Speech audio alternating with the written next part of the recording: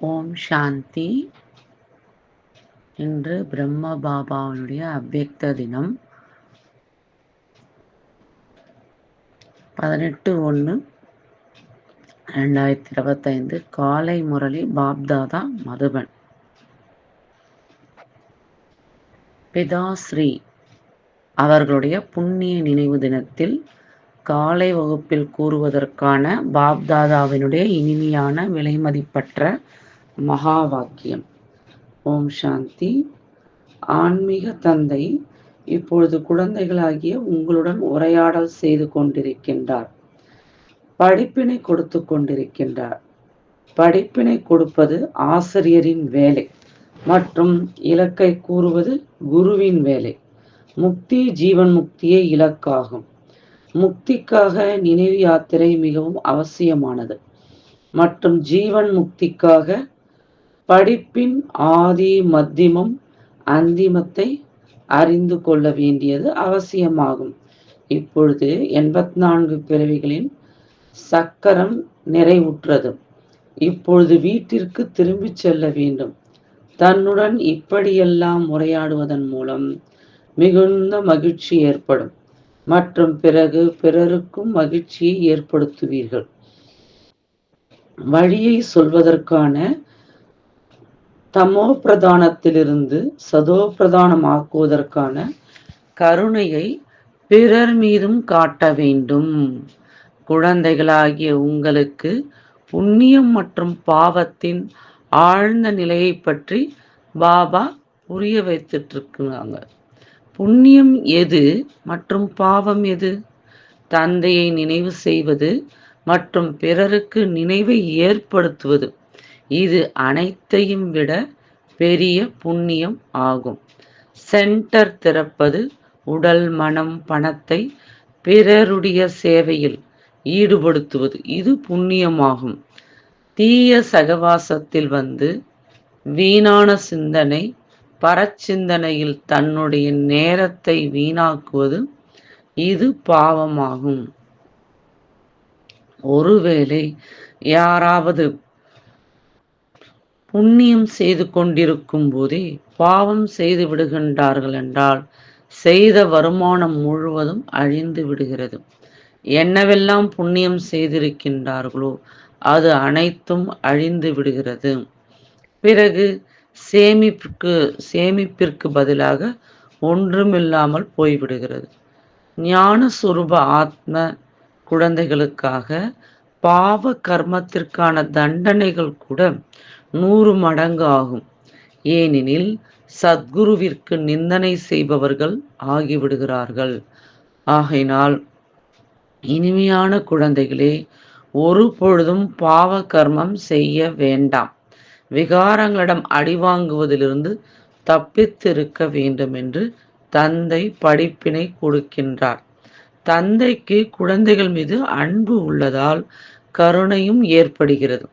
தந்தை அனுபவத்தை சொல்கின்றார். எப்பொழுது ஏகாந்தத்தில் அமர்கின்றோமோ அப்பொழுது முதலில் ஒப்பற்ற குழந்தைகளுடைய நினைவு பாபாவுக்கு வருதாம். அவர்கள் வெளிநாட்டில் இருக்கின்றார்களோ அல்லது எங்கிருக்கின்றார்களோ, சில நல்ல சேவாதாரி குழந்தைகள் சரீரத்தை விட்டு விடுகின்றார்கள் என்றால் அவர்களுடைய ஆத்மாவையும் நினைவு செய்து சர்ச் லைட் கொடுக்கின்றோம். அதாவது பாபா சரீரத்தை விட்ட ஆத்மாக்களுக்காக கூட சக்தி கொடுக்கிறாங்க. இங்கே 2 ஒளிகள் இருக்கின்றன. 2 ஒளிகளும் இணைந்து இருக்கின்றன என்பதை குழந்தைகளாகிய நீங்கள் அறிந்துள்ளீர்கள். இவர்கள் இருவரும் சக்தி வாய்ந்த ஒளிகள் ஆவார்கள். அதிகாலை நேரம் நன்றாக உள்ளது.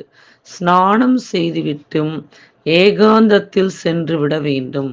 உள்ளத்தில் மகிழ்ச்சியும் மிகுதியாக இருக்க வேண்டும். எல்லையற்ற தந்தை அமர்ந்து குழந்தைகளுக்கு புரிய வைக்கின்றார். இனிமையான குழந்தைகளே, தன்னை ஆத்மா என புரிந்து கொண்டு தந்தையாகிய என்னை மற்றும் தன்னுடைய வீட்டை நினைவு செய்யுங்கள். குழந்தைகளே, இந்த நினைவினுடைய யாத்திரையை ஒருபொழுதும் மறக்க வேண்டாம். நினைவின் மூலமாகத்தான் நீங்கள் பாவனம் ஆகுவீர்கள். பாவனம் ஆகாமல் நீங்கள் வீட்டிற்கு திரும்பிச் செல்ல முடியாது. ஞானம் மற்றும் யோகமே முக்கியமானது ஆகும். தந்தையிடம் இந்த மிகப்பெரிய பொக்கிஷங்கள் உள்ளன. அவற்றை குழந்தைகளுக்கு கொடுக்கின்றனர். இதில் யோகா என்ற மிகப்பெரிய பாடம் உள்ளது. குழந்தைகள் நல்ல முறையில் நினைவு செய்கின்றீர்கள் என்றால் அந்த நினைவின் மூலம் தந்தையின் நினைவு கிடைக்கின்றது. நினைவின் மூலம் குழந்தைகள் தந்தையை கவர்ந்து ஈர்க்கின்றார்கள். பின்னாளில் வரக்கூடியவர்கள் யார் உயர்ந்த பதவி அடைவார்களோ அதற்கான ஆதாரம் கூட நினைவு ஆகும். அவர்கள் ஈர்க்கின்றார்கள். பாபா இரக்கம் காட்டுங்கள், கிருபை காட்டுங்கள் என்று கூறுகின்றார்கள் அல்லவா? இதில் கூட நினைவு முக்கியமாக தேவை. நினைவின் மூலமாகத்தான் கரண்ட் கிடைத்து கொண்டே இருக்கும். இதனால் ஆத்மா ஆரோக்கியமானதாக ஆகிவிடுகிறது, நிறைந்து விடுகிறது. சில நேரம் தந்தை எந்த குழந்தைக்காவது கரண்ட் கொடுக்க வேண்டுமென்றால் தூக்கமும் கூட கலைந்து விடுகிறது. இன்னாருக்கு கரண்ட் கொடுக்க வேண்டும் என்ற அக்கறை இருந்து கொண்டே இருக்கின்றது. கரண்ட் கிடைப்பதனால் ஆயுள் அதிகரிக்கின்றது. சதா ஆரோக்கியமானவர் ஆகின்றோம் என்பதை நீங்கள் அறிந்துள்ளீர்கள். ஒரு இடத்தில் அமர்ந்து கொண்டு நினைவு செய்ய வேண்டும் என்பது கிடையாது. நடக்கும் பொழுதும், சுற்றி திரியும் பொழுதும், உணவு சாப்பிடும் பொழுதும், காரியம் செய்யும் பொழுதும் தந்தையை நினைவு செய்யுங்கள் என்று தந்தை புரிய வைக்கின்றார். பிறருக்கு கரண்ட் கொடுக்க வேண்டும் என்றால் இரவு கூட கண் விழித்திடுங்கள். அதிகாலை எழுந்து எந்த அளவு தந்தையை நினைவு செய்வீர்களோ அந்த அளவு ஈர்ப்பு இருக்கும் என்பது குழந்தைகளுக்கு புரிய வைக்கப்பட்டுள்ளது. தந்தையும் சர்ச் லைட் கொடுப்பார். ஆத்மாவை நினைவு செய்வது என்றால் சர்ச் லைட் கொடுப்பது.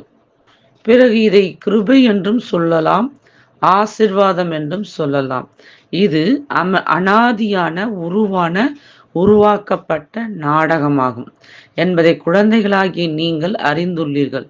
இது வெற்றி தோல்விக்கான விளையாட்டு ஆகும். எது நடக்கிறதோ அது சரியானதே. படைப்பாளருக்கும் நாடகம் கண்டிப்பாக பிடித்திருக்கும் இல்லையா? ஏனில் படைப்பாளரின் குழந்தைகளுக்கும் பிடித்திருக்கும்.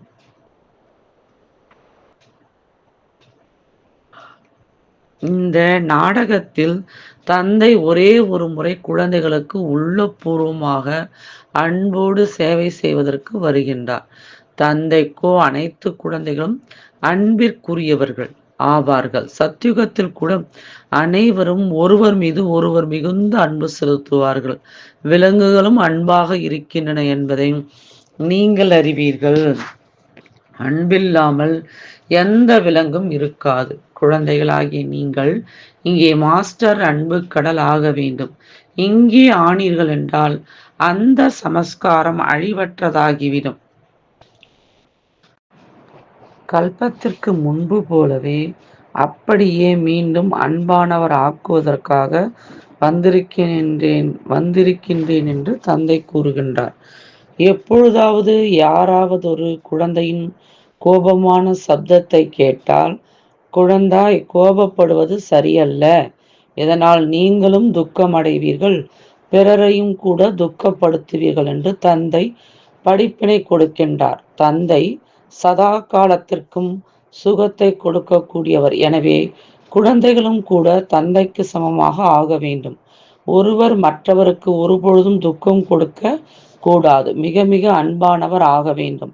அன்பான தந்தையை மிகவும் அன்போடு நினைவு செய்தீர்கள் என்றால் தனக்கும் நன்மை, பிறருக்கும் கூட நன்மை ஏற்படும். இப்பொழுது உலகத்தின் எஜமானர் உங்களிடம் விருந்தாளியாக வந்திருக்கின்றார். குழந்தைகளாகிய உங்களுடைய சகயோகத்தினால்தான் உலகத்திற்கு நன்மை ஏற்பட முடியும்.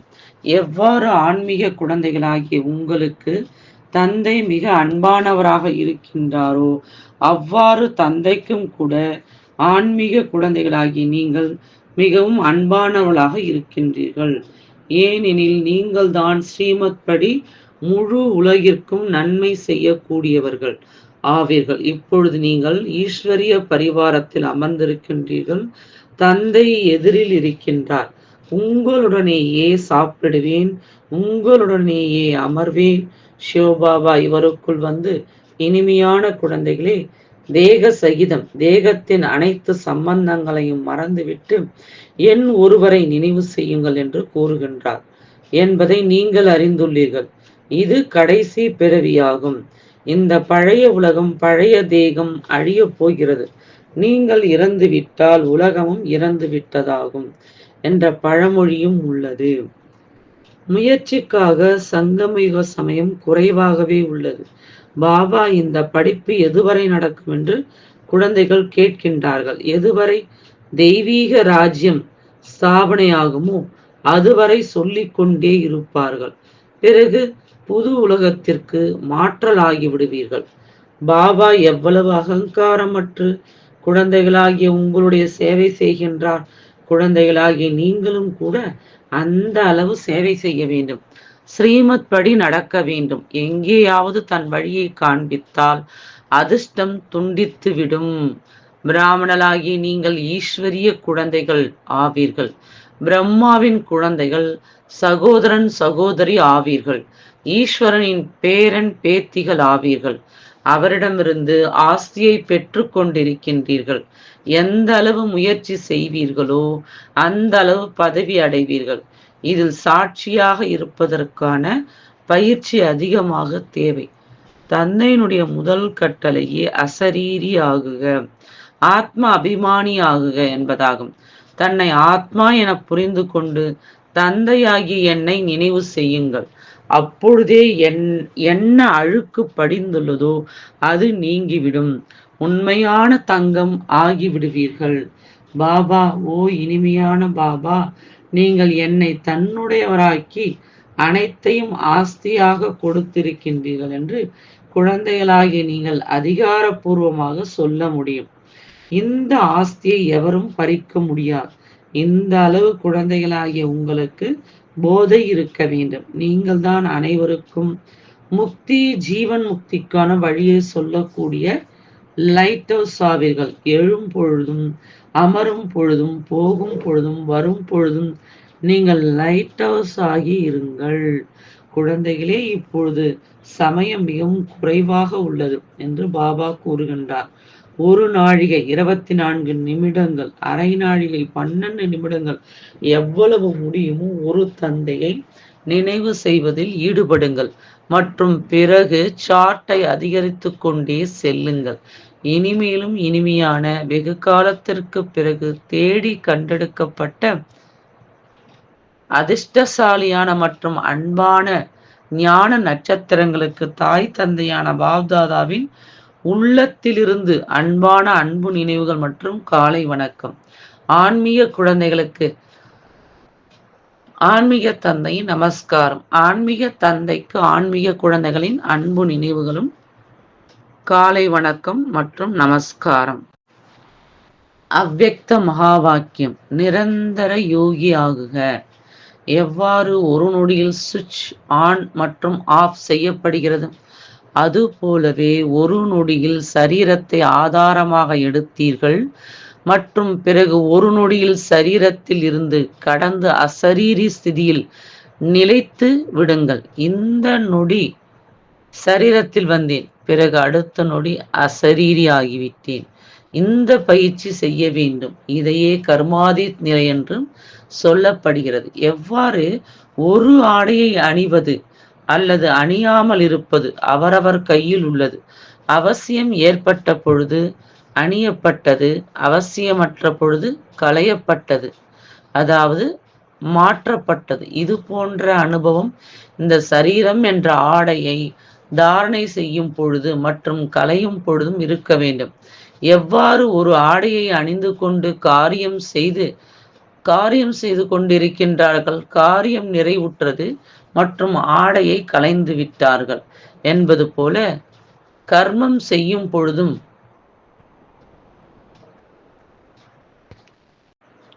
அனுபவம் ஆக வேண்டும். போகும் பொழுதும் வரும் பொழுதும் சரீரம் மற்றும் ஆத்மா ஆகிய இரண்டும் தனித்தனியானதாக அனுபவம் ஆக வேண்டும். எவ்வாறு ஏதாவது ஒரு பழக்கம் ஏற்பட்டு விடுகிறது அல்லவா? ஆனால் இந்த பயிற்சி யாரால் செய்ய முடியும்? யார் சரீரத்துடன் மற்றும் சரீரத்தின் சம்பந்தத்தில் என்னவெல்லாம் விஷயங்கள் உள்ளனவோ, சரீரத்தின் உலகம், சம்பந்தம் மற்றும் அநேக பொருட்கள் என்னவெல்லாம் உள்ளனவோ, அவற்றிலிருந்து முற்றிலுமாக விடுபட்டு இருப்பார்களோ, கொஞ்சம் கூட பற்று இருக்காதோ, அவர்களே விடுபட முடியும். ஒருவேளை சூட்சும சங்கல்பத்தில் கூட லேசான தன்மை இல்லை விடு அதாவது சூட்சும சங்கல்பத்தில் கூட லேசான தன்மை இல்லை, விடுபட முடியவில்லை என்றால் பற்றற்ற தன்மையின் அனுபவம் செய்ய முடியாது. எனவே ஒவ்வொருவரும் இந்த பயிற்சி செய்ய வேண்டும். முற்றிலும் பற்றற்ற நிலையின் அனுபவம் செய்ய வேண்டும். இந்த நிலையில் இருப்பதனால் மற்ற ஆத்மாக்களுக்கும் உங்கள் மூலம் விடுபட்ட தன்மையின் அனுபவம் ஆகும்.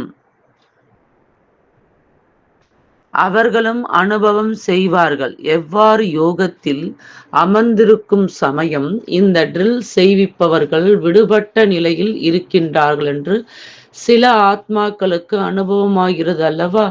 அதுபோல் போகும் பொழுதும் வரும் பொழுதும் பரிஸ்தா நிலையின் காட்சி கிடைக்கும். இங்கே அமர்ந்திருக்கும் பொழுதும் அநேக ஆத்மாக்களுக்கு யாரெல்லாம் உங்களுடைய சத்யுக குடும்பத்தில் நெருக்கத்தில் வரக்கூடியவர்களாக இருப்பார்களோ அவர்களுக்கு உங்களுடைய பரிஸ்தா ரூபம் மற்றும் எதிர்கால ராஜ்ய பதவி ஆகிய இரண்டும் சேர்ந்து காட்சியாக கிடைக்கும். எவ்வாறு ஆரம்பத்தில் பிரம்மாவை பார்க்கும் பொழுது சம்பூர்ண சொரூபம் மற்றும் ஸ்ரீகிருஷ்ணராகிய இரண்டையும் சேர்த்து காட்சியாக பார்த்தார்கள், அதுபோன்று இப்பொழுது அவர்களுக்கு உங்களுடைய இரட்டை ரூபத்தின் காட்சி கிடைக்கும். எந்த அளவு வரிசை கிரமமாக இந்த விடுபட்ட நிலையை அடைந்து கொண்டே செல்வீர்களோ அப்பொழுது உங்களுடைய இந்த இரட்டை காட்சி கிடைக்கும். இப்பொழுது இந்த முழுமையான பயிற்சி செய்துவிட்டால் அங்கிருந்து இதே செய்தி வர ஆரம்பித்துவிடும். எவ்வாறு ஆரம்பத்தில் வீட்டில் இருக்கும் பொழுது கூட அநேக நெருக்கமாக வரக்கூடிய ஆத்மாக்களுக்கு காட்சி கிடைத்தது அல்லவா? அதுபோன்று இப்பொழுதும் காட்சி கிடைக்கும். இங்கே அமர்ந்திருக்கும் பொழுதும் உங்களுடைய சூட்சும சொரூபம் எல்லையற்ற சேவை செய்யும். இப்பொழுது இந்த சேவையே எஞ்சி உள்ளது, அதாவது மீதம் உள்ளது. சாகாரத்தில் அனைவரும் உதாரணத்தை பார்த்துள்ளீர்கள். அனைத்து விஷயங்களும் வரிசை கிரமமாக நாடகத்தின் அனுசாரம் நடைபெற வேண்டும். எவ்வளவுக்கெவ்வளவு சுயம் ஆகாரி பரிஸ்தா சொரூபத்தில் இருப்பீர்களோ அந்த அளவு உங்களுடைய பரிஸ்தா ரூபம் சேவை செய்யும்.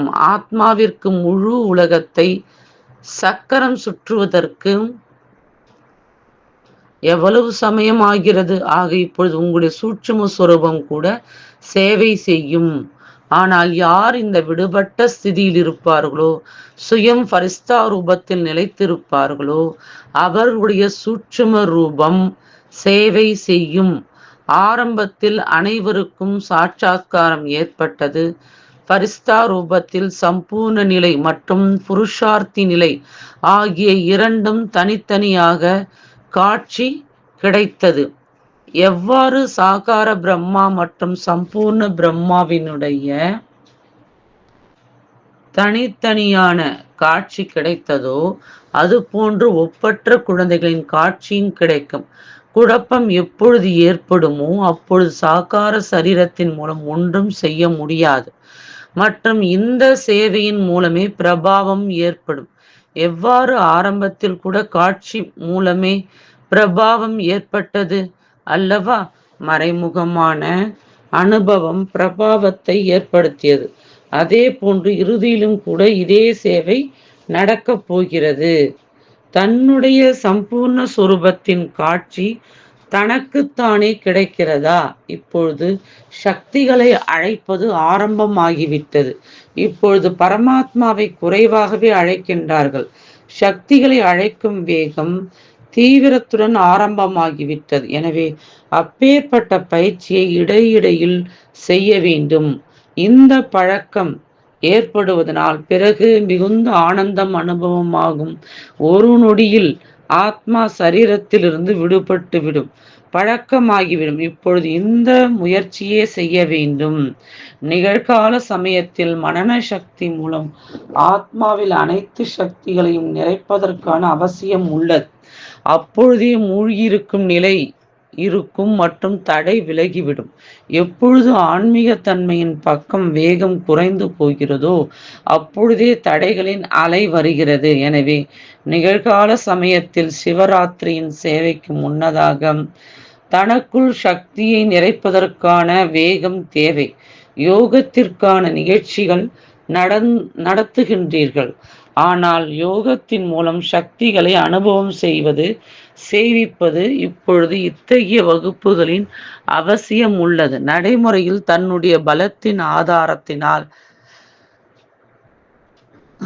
பிறருக்கு பலன் கொடுக்க வேண்டும். வெளிப்படையான சேவைக்கான திட்டத்தை மட்டும் யோசிக்க கூடாது, ஆனால் அனைத்தின் பக்கமும் முழுமையான கவனம் தேவை. யார் நிமித்தம் ஆகியிருக்கின்றார்களோ அவர்களுக்கு நம்முடைய பூந்தோட்டம் எந்த விஷயத்தில் பலவீனமாக உள்ளது என்ற இந்த சிந்தனை வர வேண்டும். எவ்விதத்திலாவது தன்னுடைய பூந்தோட்டத்தின் பலவீனத்தின் மீது கடுமையான பார்வை வைக்க வேண்டும். நேரத்தை கொடுத்தாவது பலவீனங்களை அழிக்க வேண்டும். எவ்வாறு சாகார ரூபத்தை பார்த்தீர்கள்? ஏதாவது அப்படி ஒரு அலை வரும் சமயமாக இருந்தால் பகல் இரவாக சகாஷ் கொடுக்கும் விசேஷ சேவை நடைபெற்றது. விசேஷ திட்டங்கள் போடப்பட்டன. பலமற்ற ஆத்மாக்களுக்குள் பலத்தை நிறைப்பதற்கான விசேஷ கவனம் இருந்தது. அதன் மூலம் அநேக ஆத்மாக்களுக்கு அனுபவம் ஏற்பட்டது. இரவெல்லாம் கூட சமயம் ஒதுக்கி ஆத்மாக்களுக்குள் சகாஷை நிறைப்பதற்கான சேவை நடந்தது. எனவே இப்போது விசேஷமாக சகாஷ் கொடுக்கும் சேவை செய்ய வேண்டும். லைட் ஹவுஸ், மைட் ஹவுஸ் ஆகிய எந்த சேவையை குறிப்பாக செய்ய வேண்டும். அப்பொழுதே நாலாபுறங்களிலும் ஒளி மற்றும் சக்தியின் பிரபாவம் பரவும். இப்பொழுது இதுவே அவசியமானது. எவ்வாறு ஒரு செல்வந்தர் இருக்கின்றார் என்றால் அவர் தன்னுடைய நெருக்கமான உறவினர்களுக்கு உதவி செய்து மேலே உயர்த்தி விடுவார். அதுபோல நிகழ்கால சமயம் தொடர்பில் மற்றும் சம்பந்தத்தில் யாரெல்லாம் பலவீனமான ஆத்மாக்கள் இருக்கின்றார்களோ அவர்களுக்கு விசேஷமாக சகாஷ் கொடுக்க வேண்டும்.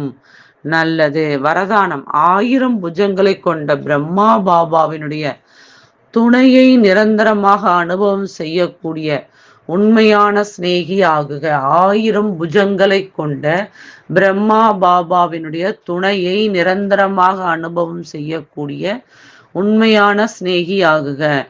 நிகழ்கால சமயம் 1000 புஜங்களை கொண்ட பிரம்மா பாபாவினுடைய ரூபத்திற்கான பாகம் நடைபெற்று கொண்டிருக்கின்றது. எவ்வாறு ஆத்மா இல்லாமல் புஜங்கள் எதுவும் செய்ய முடியாதோ அவ்வாறு பாப்தாதா இல்லாமல் புஜங்களாகிய குழந்தைகள் எதுவும் செய்ய முடியாது. ஒவ்வொரு